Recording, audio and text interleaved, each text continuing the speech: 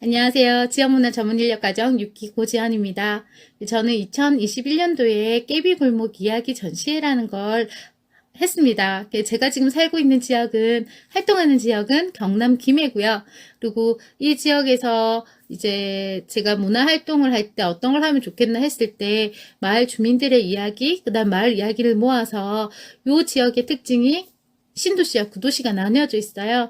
그래서 원래 그런 부분들을 같이 소통하고 싶었고, 그거를 해서 작업을 하기 위해서 마을이 자체가 전시관이 되도록 하는 작업들을 했었거든요. 주민들의 이야기가 전시 작품이 되는 걸 했었는데, 진영 같은 경우에는 1905년도에 진영역이 생기면서 주위로 해서 시장과 마을이 형성이 되었다고 해요. 그래서 요때 당시가 한 뭐 5, 60년 전, 그때는 정말 이제 활기찬 마을이었고, 이제 30년 전까지만 해도 주민들이 굉장히 많았던 동네라고 하시거든요. 근데 2010년도에 이 민가와 민가 사이에 있던 기차역이 밖으로 빠져나가면서 이제 시장들이 이렇게 많았던 건물들, 이런 것들이 이제 줄고, 그리고 유일하게 진영에 인구가 많이 늘고 있음에도 그 지역만 인구가 줄어드는 마을이에요.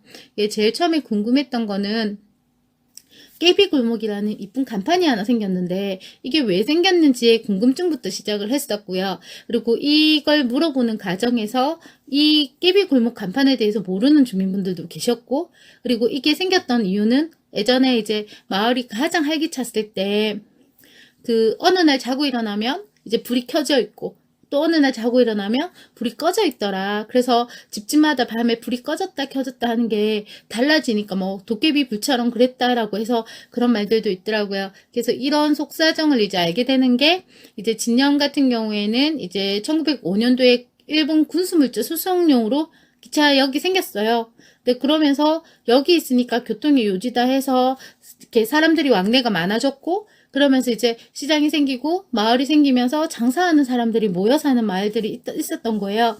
그때 이제 농토나 땅이나 이제 그런 것들이 없던 분들은 이제 사람이 많이 모이는 곳에서 일이라도 해서 돈이라도 벌자라고 이렇게 왔다가 그게 여의치 않을 때는 다시 가기도 많이 했다 하시더라고요. 그래서 요 작업을 했던 이유는 이제 마을이 김해가 법정 문화 도시가 되면서 마을이 이제 그 지역이 이제 박물관이 될 수도 있다라는 이제 모티브가 있었어요. 그래서 저는 우리 진영의 근대 역사를 다 껴안고 있었기 때문에 이 마을 주민들, 살아오는 마을 주민들의 삶 자체도 미술 작품이 될 수 있다고 생각했거든요. 전시 작품이. 그래서 그런 이야기들을 20곡개로 이제 모은 다음에 이제 그거를 골목에다가, 아직 진영의 옛날 이렇게 구도시와 신도시가 나뉘어져 있고, 구도시에는 이쁜 골목들이 많이 남아 있어요. 거기가 전시관이 된 것처럼 해서 작품들을 전시를 하고요. 그리고 그거를 이제 지역 주민분들이, 미술관에 가면 큐레이터 분들이 설명을 하듯이 지역 주민분들이 그 마을 이야기들을 이제 다른 주민들한테나 아니면 새로 이주해온 주민들한테 이야기를 할 수 있도록 이제 하는 활동들을 했었거든요. 그래서 그걸 했었는데, 주민분들하고 만나면서 마을 이야기를 이렇게 모아보니까 우리가 모르는 이야기들도 굉장히 많았었어요. 그래서 이것들이 다 기록으로 남겼고, 그 다음에 이제 전시를 하고 했었는데, 이제 코로나로 힘들지 않았나 얘기를 하신다 하면, 사실은 저는 이게 뭐, 이렇게 모아서, 주민들을 막 모아서 수업을 하거나 예술 작업을 했던 게 아니라, 그분들과 이제 이렇게 뭐, 많아도 한 4분?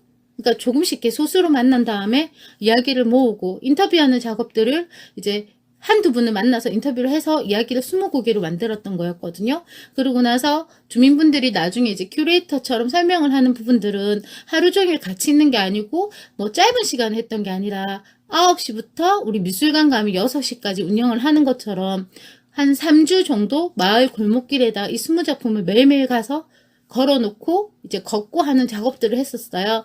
이게 번거롭고 힘들긴 했지만 그렇게 하면서 사람들이 긴 시간 자유롭게 와서 볼 수 있도록 했기 때문에 코로나하고는 크게 문제가 없었던 것 같아요. 그래서 그 코로나 시기에 어떻게 할 거냐 했을 경우에 이제 저는 공간이랑 시간이랑 어떻게 이제 활동하는 걸 바꿨던 거죠. 그래서 그런 식으로 작업을 해봤었는데 크게 무리 없이 했던 것 같고요.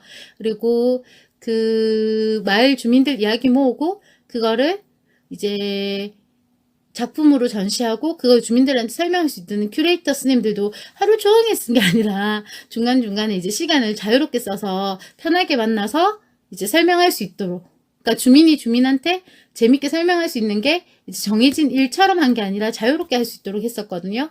그러면서 이제 많은 사람들이 만나거나 그랬던 걸 이렇게 피해서 작업을 했기 때문에 크게 무리는 없었던 것 같아요. 이런 작업들을 오래 해보면서 혹시나 코로나 때문에 우리 위드 코로나라 하더라도 혹시 그런 문제가 생긴다 하면 아마 음악이나 이런 부분들도 조금 변형을 하고 공간이나 장소를 바꾸고 해서 계속해서 이제 그 지역 주민하고 문화가 계속 가까워질 수 있도록 하면 좋지 않을까라는 생각을 계속 하고 있고요. 올 한해도 우리 전문 인력 과정 밟았던 선생님들 모두 다 고생하셨을 건데 내년에도 화이팅 하도록 하겠습니다. 고맙습니다. 화이팅!